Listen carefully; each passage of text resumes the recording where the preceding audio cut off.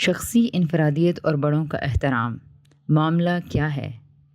ہیرا T V کے سامنے بیٹھی اپنی بھووں کے آڑے ترچھے ڈیزائن بنائے ناخن چبانے میں مصروف تھی۔ یکدم دادی جان کی نگاہ اس پر پڑی تو ان سے رہا نہ گیا۔ ہیرا کو خوب ڈانٹا ڈپٹا۔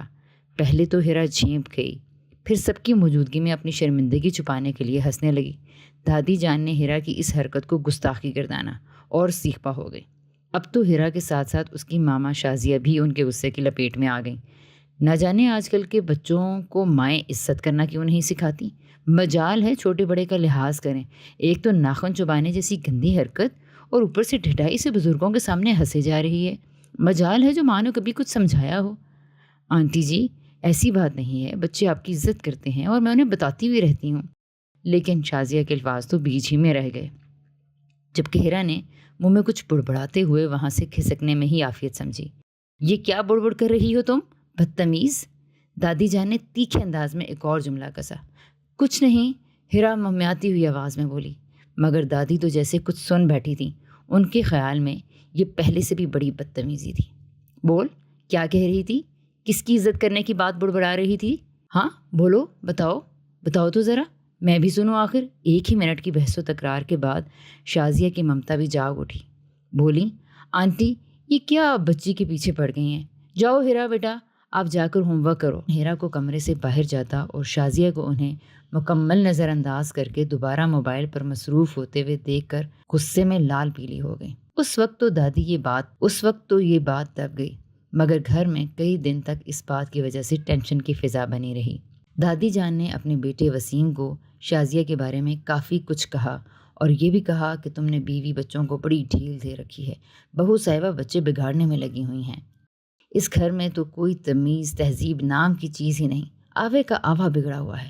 چلتے پھرتے کھیلتے کودتے دادی جان کے ایسے کئی جملے ہیرا کی سماعت سے ٹکراتے رہتے، اندر ہی اندر اسے انجانی سی تکلیف سے دوچار کرتے۔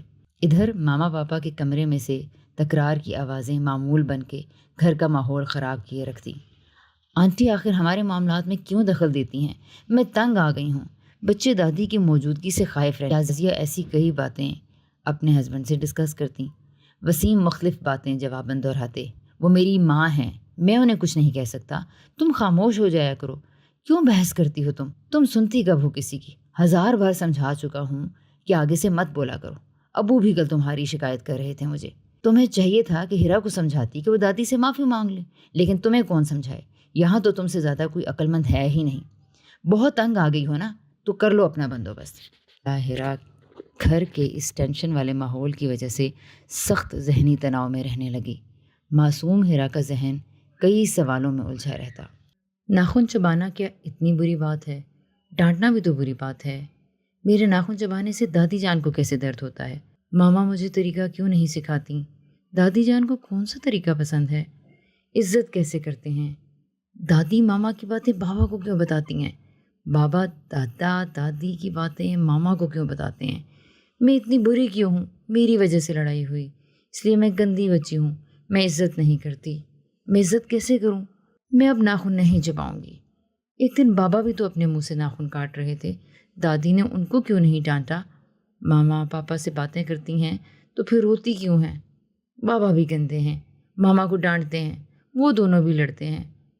میں ماما کو چپ کرواتی ہوں تو ماما مجھے اور زیادہ کیوں ڈانٹتی ہیں؟ اس وقت ماما بھی مجھے اچھی نہیں لگتی، لیکن جب ماما مجھے سوری بولتی ہیں، پاس لٹاتی ہیں تو مجھے اچھی لگتی ہیں۔ کاش ماما بابا دادا دادی لڑا نہ کریں۔ اس کی خود کلامی گہری ہوتی ہوئی شدید غصے اور نفرت کو ہوا دے رہی ہے۔ وہ اپنے آپ سے اور اپنے سے جڑے رشتوں کے بارے میں محبت اور نفرت کے ملے جلے جذبات لے کر پل بڑھ رہی ہے۔ یہ سب احساسات اور سوال اس کے اندر شور مچاتے رہتے ہیں۔ ہمارے معاشرے میں، ہمارے خاندانوں میں یہ عام مناظر ہیں جس کے نتیجے میں ایک انسان کی شخصی آزادی کا خون بچپن ہی میں کیا جانے لگتا ہے۔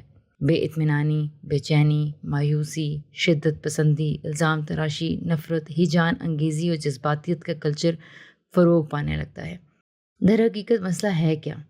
ہمارے ہاں جمہوریت کے نعرے تو لگائے جاتے ہیں، مگر ہم اس جمہوریت کے آغاز یعنی احترام رائے کے کلچر سے یکسر ناواقف ہیں۔ میڈیا پر اور نجی محافل میں جمہوریت کے راگ الاپنا الگ بات ہے، اور جمہوری ذہنیت رکھنا اور جمہوری اقدار کو اپنانا اور سراہنا، ان کو فروغ دینا، یہ بالکل مختلف باتیں ہیں۔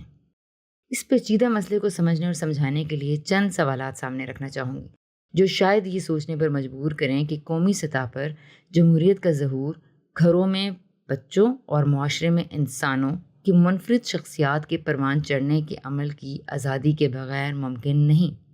یعنی گھر سے لے کر معاشرے تک جمہوریت و شخصی انفرادیت، ایک دوسرے کی رائے کا احترام کیسے ممکن ہو پائے گا؟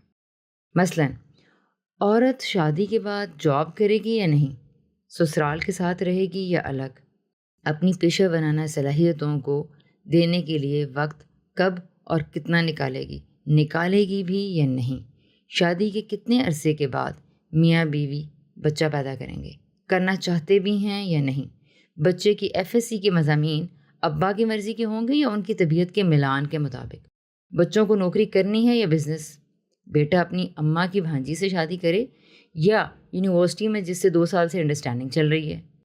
اس سے اب ہم تھوڑا سا آگے چلتے ہیں، ملک و معاشرے کے سب سے چھوٹے یونٹ کے اندر دیکھتے ہیں تربیت اولاد میں جمہوری اقدار کے فروغ میں ہم کس قدر فعال کردار نبھا رہے ہیں۔ اگر آپ ماں ہیں اور آپ کا بچہ کسی پارٹی یا شادی پر جانے کے لیے اپنی مرضی کے کپڑے پہننے کی ضد کر رہا ہو تو آپ کیا کرتی ہیں؟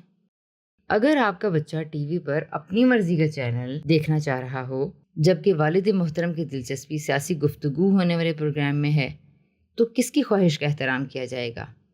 اگر آپ کی فیملی کسی ریسٹورنٹ میں کھانا کھانے جا رہی ہو، شوہر صاحب مٹن کڑاہی یا شنواری کھانا چاہتے ہیں جبکہ بیگم چائنیز اور بچے فاسٹ فوڈ، تو آخر کس کی پسند سے کھانا کھایا جاتا ہے؟ اور یہ فیصلہ کس عمل سے ہو کر گزرتا ہے؟ بچے کو کس اسکول میں داخلہ دلوانا ہے، حتمی فیصلہ کس کا ہے؟ کیا مشاورت کے عمل سے یہ طے پایا جائے گا؟ بچے رات 10 کے بعد بھی جاگنا چاہیں یا اسکول جانے سے انکاری ہوں تو کیا بچوں کے یہ مطالبات لائق توجہ سمجھے جائیں گے؟ اور کون ان مطالبات کے بارے میں منظوری یا نامنظوری کا اختیار رکھتا ہے؟ خاتون خانہ اس عید پر سسرال نہ جانا چاہیں یا سسرالیوں کی دعوت کے لیے تیار نہ ہوں تو کیا ہوگا؟ کیا ہوتا ہے؟ کیسے ہوتا ہے؟ بچہ اگر کسی رشتہ دار سے نہ ملنا چاہے، کسی عزیز کے گھر نہ جانا چاہے تو اس موقع پر کیا کیا جاتا ہے؟ خاتون خانہ اگر اپنی شادی کی جیولری بیچ کے یا اپنی ذاتی بچت یا تنخواہ سے اپنے بھائی کی شادی کرنا چاہیں، اپنی والدہ کو عمرہ کرانا چاہیں، لائبریری بنوانا چاہیں یا اپنے کورسز کی فیس ادا کرنا چاہیں تو کوئی رکاوٹ تو نہ ہوگی۔ گھر میں موجود ماں باپ کے برعکس سارے بچوں کو اگر ساگ کریلے نہ پسند ہوں تو پھر کھانا کس کی مرضی کا بنے گا؟ بچے اپنی عیدی کی رقم کب اور کیسے خرچ کریں گے؟ ان فیصلوں میں والدین کا رول کیسا ہوتا ہے؟ بچے اپنی زندگی کا ٹائم ٹیبل آپ کی زندگی کے تجربات کی روشنی میں بننے والے آپ کے ٹائم ٹیبل کو فالو نہ کرنا چاہیں تو کیا ہوگا؟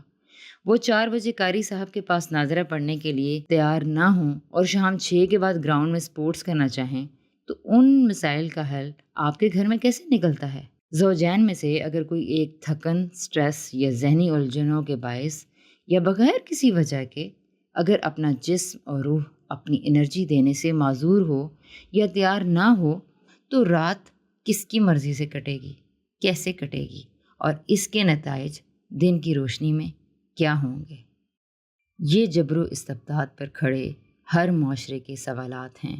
ہزاروں جوابات سے گزر کر میں یہ جان پائی کہ احترام انسانیت کیا ہے، جمہوریت کے نعروں اور الیکشن کے نتائج پر زور و شور سے کی جانے والی تنقید اور اصلی جمہوری اقدار میں کیا فرق ہے۔ کیا جمہوریت کی ابتدا معاشرے کی بنیادی یونٹ گھر سے نہیں ہونی چاہیے؟ تربیت اولاد کس چڑیا کا نام ہے؟ دین کی بنیاد کیا ہے؟ آپ بھی سوچئے۔ ان چند سوالوں کے جواب سوچنے اور لکھنے سے روح گھائل تو ہوگی، مگر نئی سوچ و اساسات اور افکار و خیالات کے لامتناہی سلسلے کا بھی جنم ہوگا انشاءاللہ۔